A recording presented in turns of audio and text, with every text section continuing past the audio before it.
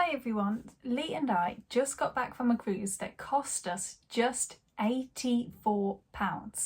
Not per night, that was £84 total for a 4-night cruise in the Mediterranean in June. Even by our standards, this was a great deal. But was there a catch? Well, I'm going to talk about how we got this cruise for so cheap, how you yourself can get cruises for cheap as well, and if there was any catch attached to this price.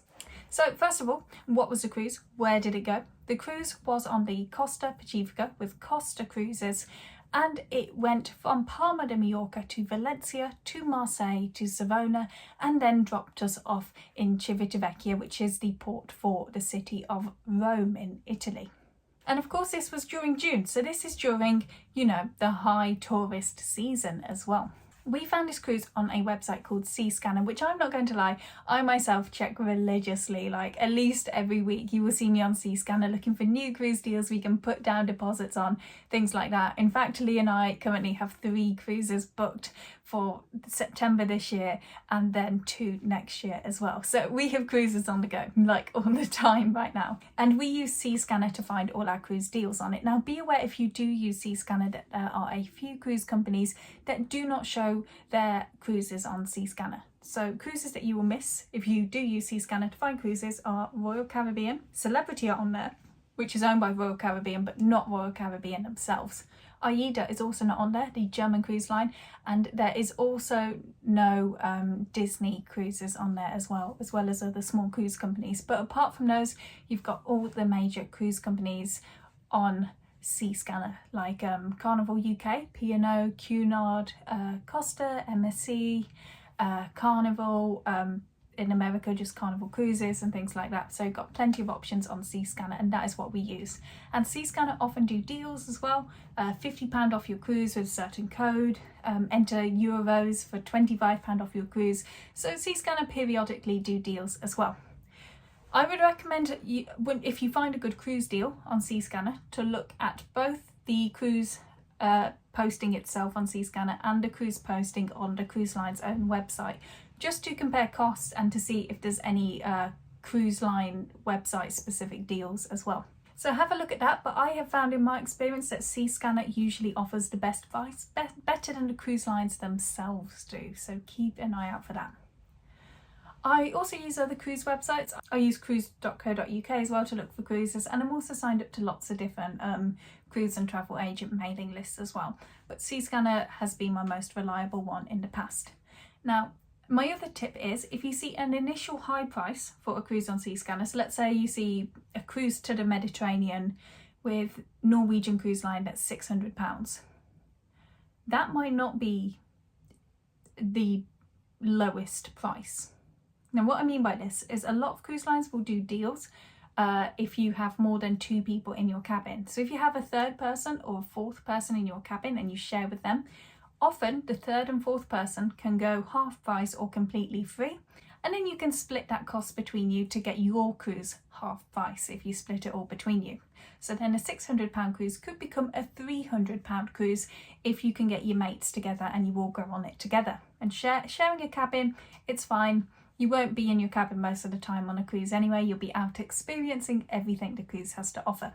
So if you go on Seascanner and you go to book a cruise, and it says £600, well, try then saying that you have 4 passengers and seeing what price it comes up as, because it's usually lower than that. Norwegian Cruise Line are quite good as well for doing 3rd and 4th passenger go free, so be sure to go, if you're looking at a Norwegian Cruise Line cruise, go on their website and see which cruises they are doing the 3rd and 4th passenger goes free deal on as well. And finally, we also go for the cheapest style of cabin on a cruise, so we go for an inside cabin. Depending on the cruise line, we've got a reasonably good chance of being upgraded to a balcony cabin, which is really, really nice. MSC are really, really good for that. So we book an inside cabin. We don't pay extra to choose where the cabin is or anything like that. We don't pay extra for a have it all or a drinks package. So this is how we get the cruise prices down for us, because we don't buy any add-ons and things like that. Neither Lee or I drink much alcohol anyway, so we're happy to just have the water, juices, tea and coffee that are included on a specific cruise. So we don't usually book a drinks package either. And other things that we do is we look for last minute cruises. So one of the reasons the Costa cruise we just went on was so cheap, was £84, is because it was a last minute cruise. They wanted to fill up their last few cabins. And when I say last minute, I think we booked it like a month before it left. So it wasn't like a week before. It was a good month that gave us time to sort things out and things. So we booked it roughly a month before we left. And usually we try and cruise in the off season as well. So maybe during December or January or March or something like that. We just happened to get lucky, I think, with this one, that it happened to be leaving in June, which is a much nicer time of year to travel. So to sum up, the tips I would give for getting your cruise cheap is to use a website like Seascanner. It doesn't have to be, could be cruise.co.uk, things like that, where you can look at lots of different cruises from lots of different companies and sort by lowest price first, by booking the cheapest style of cabin and not buying any add-ons like a drinks package or any have-it-all packages and things like that they have. So we just booked the cheapest cabin, and we have a relatively good success rate of being upgraded to a balcony. Of maybe about 1 in 5 cruises we get a free upgrade to a balcony cabin. We try and cruise in the off-season as well. We look for deals that travel agents will run, where you can get codes for money off your cruise, or half price second passenger or something like that. We take our friends with us, so there'll be 3 or 4 of us sharing a cabin, and that can really help cut costs out, probably the most out of any of my tips. And of course we try and book cruises last minute or super far in advance as well, as that way usually gets you the best price. So those are my tips. But the final thing you're thinking of, so this cruise that was £84, Savannah, when you went on it, were there any catches? Were there any hidden charges and things like that? Well, so there were a couple of things on the Costa cruise we went on that we did end up having to pay a little bit more for. And both of these are quite Costa Cruises specific, so be aware of that. These charges you don't normally find on other cruise ships. Before I tell you about these hidden costs, please do give me a subscribe. It really helps me out, and I am making a video where I will talk about my Costa Cruises experience on this £84 cruise in depth with Lee. I will tell you all the good things, all the bad things about it, so you can decide if a cruise that cheap is worth it for you. But the 2 extra costs, and I will discuss them a lot more in this second video, so subscribe to keep updated for when I upload it, were the cost for water at dinner time. You did not get water included at dinner time, which we weren't happy with, but that was how it worked. Didn't get water included, you had to buy bottled water. And the other cost was a €11 a night service charge that they charge per passenger. So I'll explain this in my other video, but we did 3 nights out of the 4-night cruise, and that obviously added on an extra £30 or so.